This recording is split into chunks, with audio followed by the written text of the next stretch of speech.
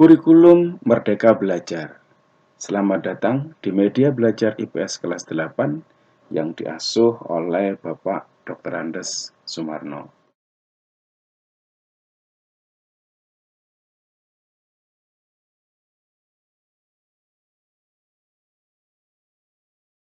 Jangan lupa untuk subscribe terlebih dahulu. Anak-anakku sekalian, materi kita hari ini yaitu tema 3, nasionalisme dan jati diri bangsa. Khususnya pada pokok bahasan penjelajahan samudra, kolonialisme, dan imperialisme di Indonesia dengan sub pokok bahasan bagaimana pengaruh kondisi geografis terhadap penjelajahan samudra. Tujuan dan indikator capaian pembelajaran.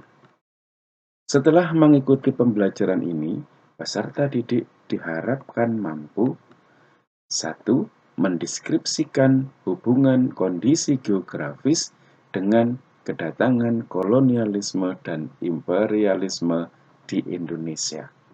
Yang kedua, menganalisis pengaruh kolonialisme dan imperialisme di Indonesia.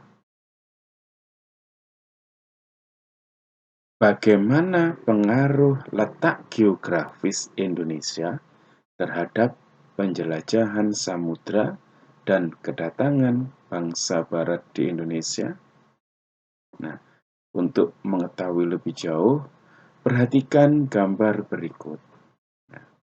Gambar berikut merupakan rute dari penjelajahan samudra bangsa Eropa pada masa kolonialisme. Perhatikan garis panahnya. Warna merah, kedatangan Portugis, warna hitam Spanyol, sedangkan warna biru Belanda. Perhatikan yang dilakukan oleh Portugis dengan Spanyol. Mereka menyusuri jalur yang berbeda, tetapi mereka bertemu di Maluku. Ini menunjukkan bahwa bumi itu bulat. Kebenaran dari teori Kopernikus. Indonesia merupakan salah satu bangsa dengan ciri khas kepulauan. Berbagai potensi sumber daya alam banyak tersedia di Indonesia. Setiap wilayah kepulauan mempunyai potensinya masing-masing. Seperti yang diketahui bahwa Indonesia terkenal dengan kekayaan rempah-rempah yang beraneka ragam. Kondisi inilah yang menjadi daya tarik bangsa-bangsa lain datang ke Indonesia. Hubungan dengan bangsa-bangsa asing tidak hanya berdampak positif, tetapi juga negatif. Salah satu dampak negatif hubungan Indonesia dengan bangsa asing adalah terjadinya penjajahan pada masa lalu. Penjajahan telah menyebabkan perubahan dalam aspek geografi, sosial, budaya, dan politik. Rakyat di berbagai daerah berusaha mengusir penjajah dari bumi pertiwi. Mereka menunjukkan rasa nasionalisme dan rela berkorban yang tinggi demi memperjuangkan negara Indonesia yang telah dikuasai oleh bangsa lain. Apa yang mendorong kedatangan bangsa-bangsa barat ke Indonesia? Untuk memahami faktor-faktor pendorong bangsa barat datang ke Indonesia, perhatikan penjelasan berikut. Berikut beberapa faktor pendorong kedatangan bangsa barat. Yang pertama, kekayaan alam atau rempah-rempah yang dimiliki oleh bangsa Indonesia. Rempah-rempah bagi bangsa Eropa dapat digunakan untuk mengawetkan makanan, bumbu masakan, dan obat-obatan. Negara-negara tropis seperti Indonesia kaya akan rempah-rempah, sehingga bangsa-bangsa Barat berusaha untuk memperolehnya. Nah, yang kedua, adanya motivasi 3G atau Gold, Gospel, Glory. Gold artinya emas yang identik dengan kekayaan. Semboyan ini menggambarkan tujuan bangsa Barat ke Indonesia adalah untuk mencari kekayaan, sehingga menyebabkan ekspedisi dan penjelajahan. Glory bermakna kejayaan bangsa, sedangkan gospel adalah keinginan bangsa Barat untuk menyebarluaskan atau mengajarkan agama Nasrani. Yang ketiga, revolusi industri. Revolusi industri merupakan salah satu pendorong imperialisme modern. Revolusi industri yang terjadi sekitar tahun 1750 sampai 1850 merupakan salah satu pendorong kedatangan bangsa-bangsa Barat ke Indonesia.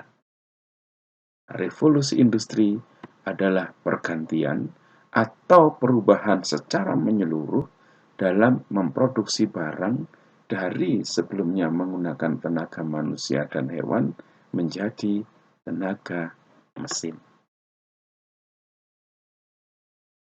Sekarang kita diskusi kelompok. Bentuk kelompok menjadi 5 kelompok, di mana setiap kelompok bisa terdiri 5 sampai 6 siswa.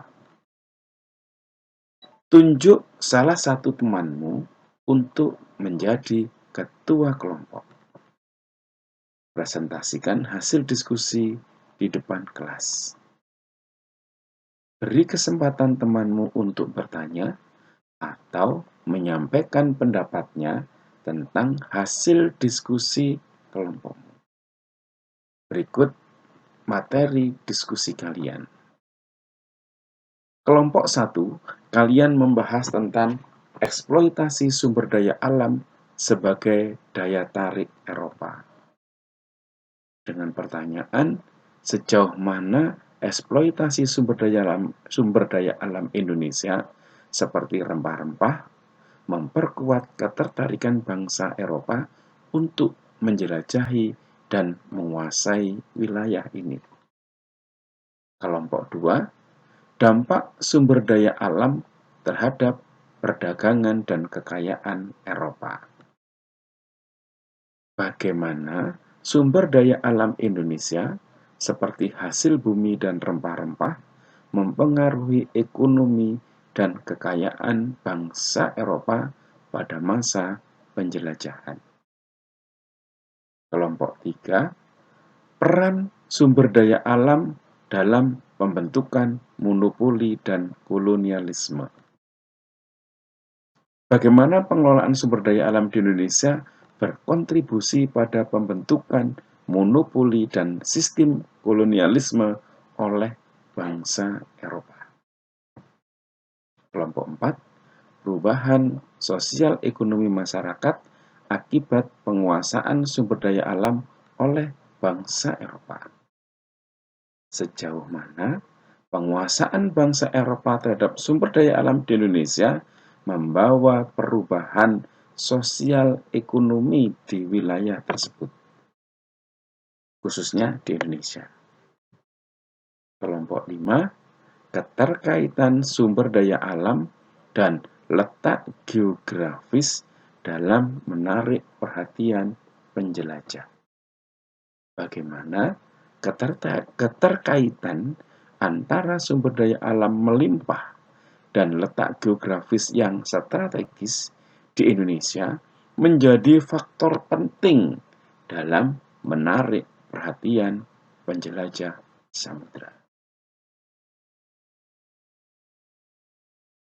Lembar aktivitas 3, aktivitas individu.